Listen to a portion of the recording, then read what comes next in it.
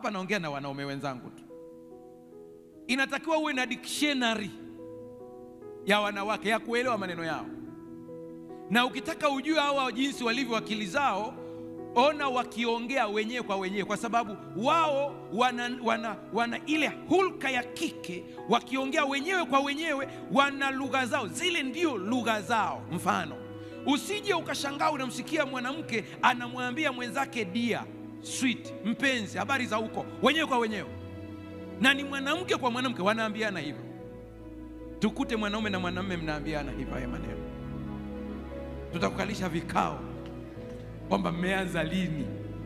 Akiambiwa hivyo anajisikia vizuri, ndio furaha yake. Sasa siku zote kwenye ndoa, sisi kwa sababu wanaume wote ni wawindaji, na mwindaji akiwinda akipata swala anamweka ndani. Huwezi kumkuta mwindaji ana swala alafu ananyata. Sasa